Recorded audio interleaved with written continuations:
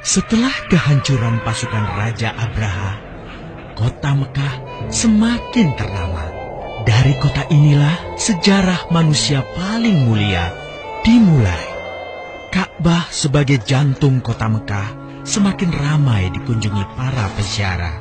Demikian pula para pedagang. Mereka datang dari berbagai penjuru jazirah. Namun sayang, Ka'bah mulai diselewengkan fungsinya. Akibatnya, kejahiliahan merajalela. Bahkan pada masa itu, memiliki bayi perempuan adalah hal yang sangat memalukan. Aib bagi keluarga. Sehingga sebagian dari mereka tega membunuh bayi perempuan mereka sendiri. Di tengah kondisi masyarakat jahiliyah itulah Nabi Muhammad dilahirkan. Bayi luar biasa itu lahir dari rahim seorang wanita mulia bernama Aminah.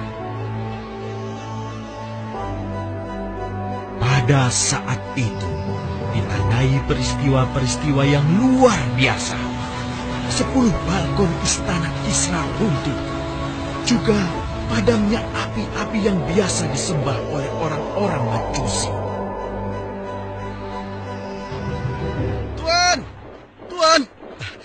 Tuan Abdul Muthalib, ada kabar gembira.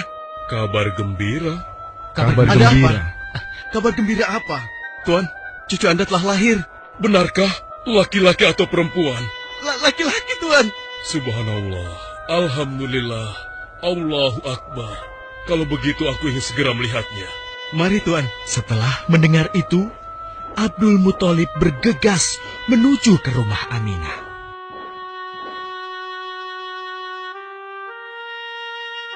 Ah, cucuku, kasihan engkau terlahir yatim. Dengan penuh kasih sayang, Abdul Muthalib membawa cucunya ke Ka'bah. Ya Allah, jadikanlah cucuku ini menjadi seorang yang mulia dan terhormat, sebagaimana Nabimu Ibrahim alaihissalam.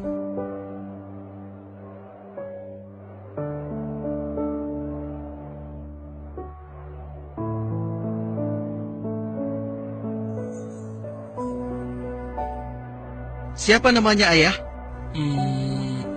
Muhammad. Muhammad? Iya, aku akan menamainya Muhammad. Artinya yang terpuji. Kehadiran Muhammad kecil sungguh memberi kebahagiaan. Tidak hanya bagi keluarga Bani Hashim. Bahkan seluruh kabilah suku Quraisy menyambutnya dengan sukacita. Kemudian Abdul Muthalib mencarikan ibu susu bagi Muhammad kecil. Kita sudah berhari-hari mencari anak susuan, yang dari situ kita akan mendapatkan imbalan yang cukup. Namun hingga saat ini, belum juga kita dapatkan. Ya, istriku, aku mengerti. Apa kita terima saja bayi yatim itu? Muhammad maksudmu? Iya, cucu dari Abdul Muthalib. Kasihan dia. Hampir semua teman-teman dari rombongan kita tidak ada yang mau menyusuinya. Karena tidak ada harapan untuk mendapatkan imbalannya dari ayah bayi itu. Betul juga engkau, istriku. Kasihan anak itu. Aku mendukungmu jika engkau susui dia. Mudah-mudahan Allah memberikan keberkahan bagi kita. Halimah segera mendatangi Abdul Muthalib. Dia bersedia untuk menjadi ibu susu dan pengasuh bagi Muhammad kecil. Betapa gembira Abdul Muthalib mendengarnya. Halimah dari Bani Sa'ad itu akhirnya dipercaya Abdul Muthalib untuk mengasuh cucunya 2 tahun lamanya. Ayo istriku, kita berangkat sekarang. Sebentar lagi suamiku. Insya Allah kita berangkat sampai anak ini kenyang. Kalau begitu, aku lanjutkan berkemas-kemas dahulu. Hah? Ada apa, suamiku? Lihat, unta dan keledai kita. Mereka demikian sehat, tidak seperti sebelumnya. Subhanallah. Betul, suamiku. Tidak seperti kemarin. Demi Allah, kau tidak salah memilih istriku. Kau telah mengambil anak yang dipenuhi dengan barokah. Allah melimpahkan keberkahan atas Halimah dan suaminya. Mereka pulang ke kampung Bani Sa'ad dengan penuh rasa syukur. 2 tahun berlalu sudah. Tugas Halimatus Sa'diyah sesungguhnya telah usai. Saatnya Muhammad kecil harus dikembalikan kepada ibunya. Terima kasih Halimah.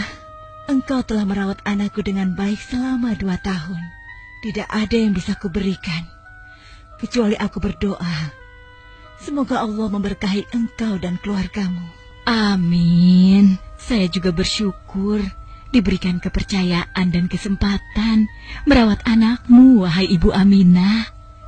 Namun, begini Bu, mohon maaf. Kalau boleh, izinkan aku merawat Muhammad lebih lama lagi.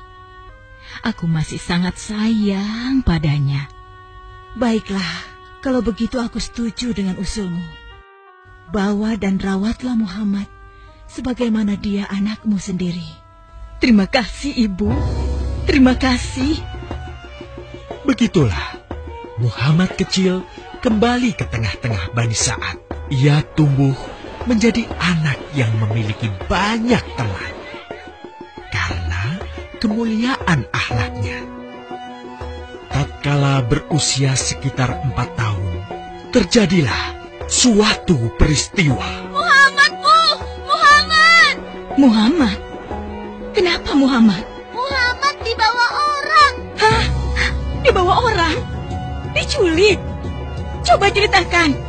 Ketika kami tengah bermain, tiba-tiba ada orang dewasa datang. Dia langsung membawa pergi Muhammad dan membunuhnya.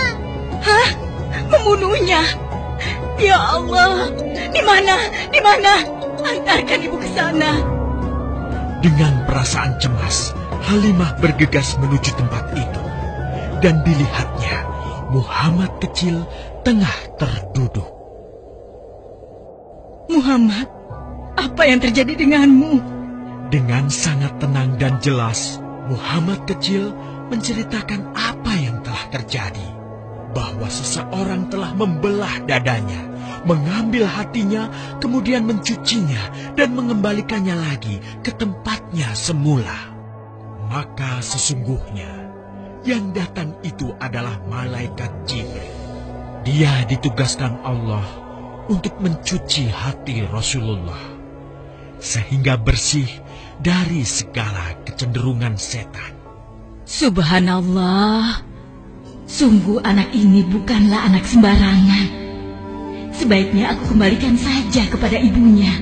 Peristiwa itu membuat Halimah sangat khawatir. Maka bergegaslah Halimah mengembalikan Muhammad kecil kepada ibunya. Menginjak usia yang ke-6 tahun, Muhammad kecil diajak ibunya untuk berziarah ke makam ayahnya, Abdullah di Yathrib. Dalam perjalanan pulang kembali ke kota Mekah, Aminah pun jatuh sakit. Dari hari ke hari, tubuhnya semakin melemah. Hingga di sebuah kota bernama Abwa, letaknya antara Mekah dan Yathrib, Aminah meninggal di sana. Dan Muhammad kecil pun menjadi seorang anak yatim piatu. Sejak itulah, Muhammad kecil dirawat dengan penuh cinta dan kasih sayang oleh kakeknya, Abdul Muthalib. Muhammad, sudah berhentilah memerah susunya. Insya Allah, sudah cukup untuk persediaan kita hari ini. Beristirahatlah sejenak. Makanlah agar kau tetap sehat.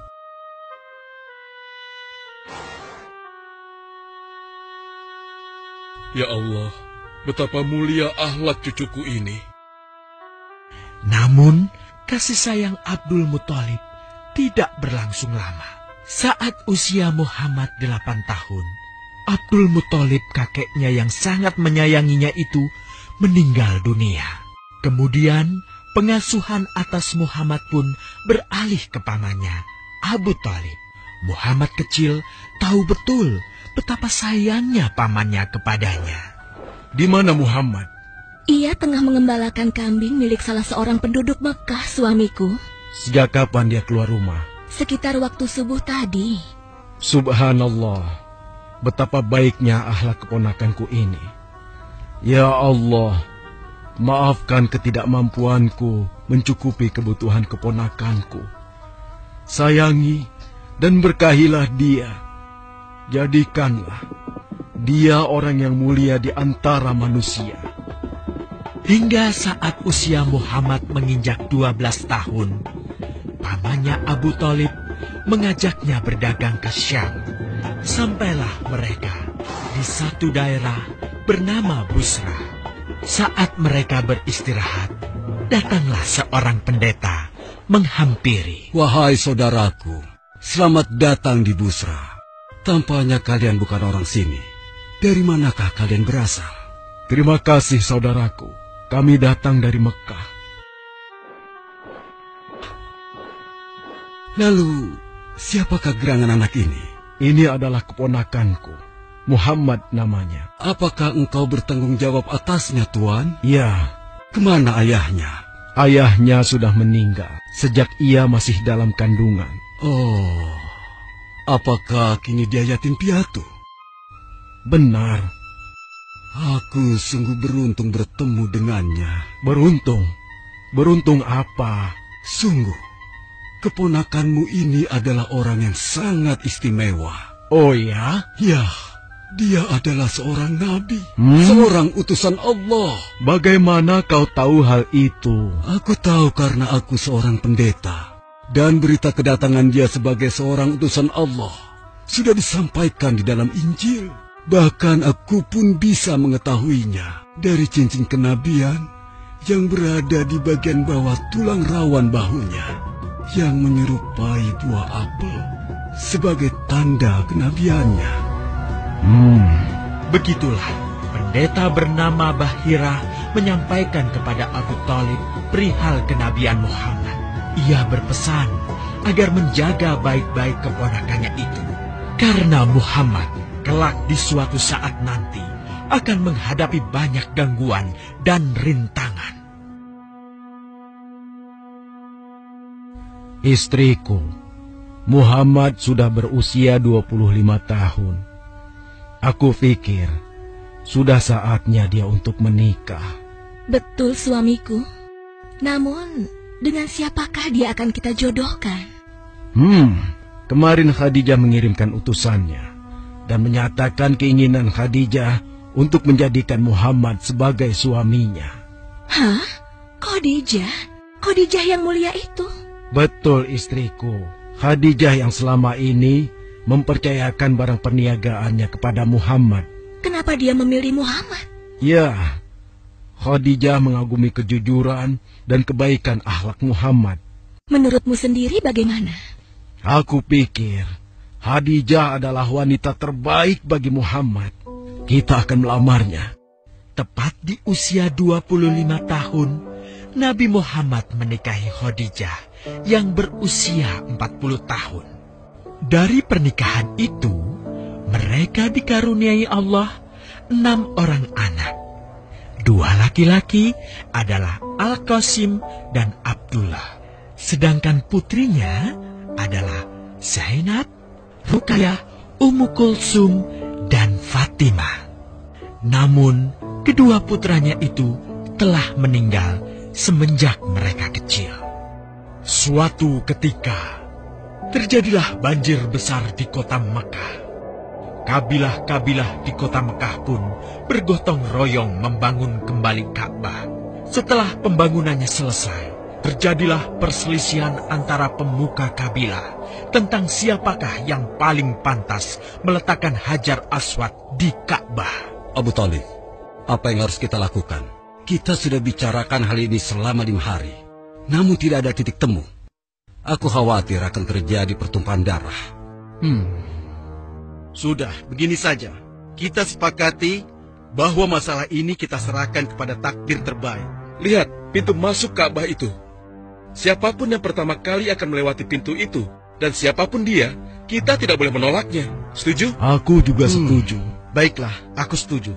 Aku juga setuju. Baiklah, kita perhatikan bersama.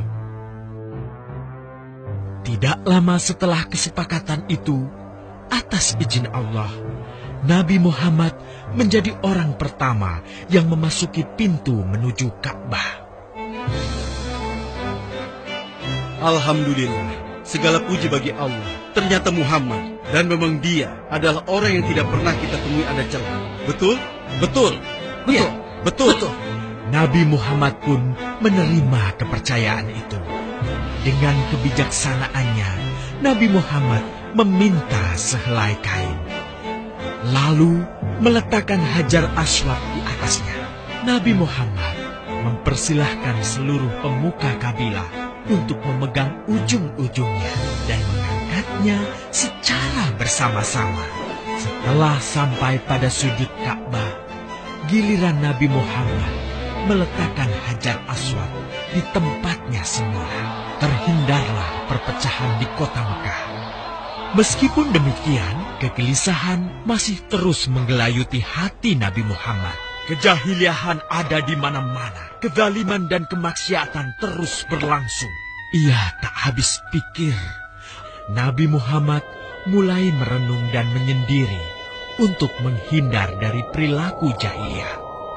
Nabi Muhammad memilih tempat di sebuah goa di atas bukit sekitar Mekah. Goa Hiro. Dari mulut goa itulah Nabi Muhammad bisa memandangi kota Mekah yang dicintainya dengan pandangan yang lebih luas. Hingga suatu ketika, sesuatu yang tidak pernah terbayangkan sebelumnya terjadi. Tiba-tiba, goa itu menjadi terang benderang. Kemanapun arah mata melihat, di sanalah cahaya itu ada. Itulah malaikat Jibril. Jibril berkata, "Bacalah."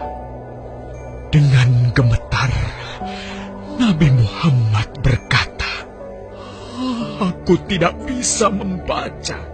Malaikat Jibril lantas merangkul Nabi Muhammad SAW dengan kuat hingga nafas beliau sesak. Seraya berkata lagi, "Bacalah."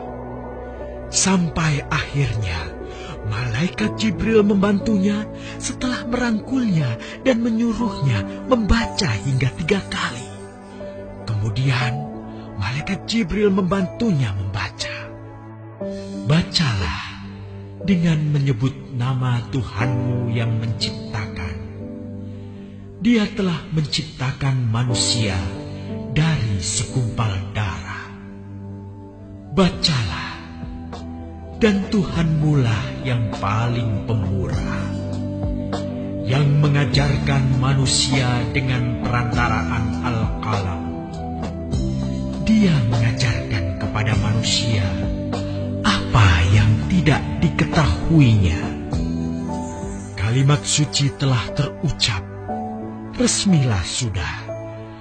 Dari dalam Goa Hiro, Allah mengangkat Nabi Muhammad SAW sebagai penuntun dari kegelapan menuju cahaya, dari keburukan menjadi kebaikan, dan dari kesengsaraan menuju ke keselamatan.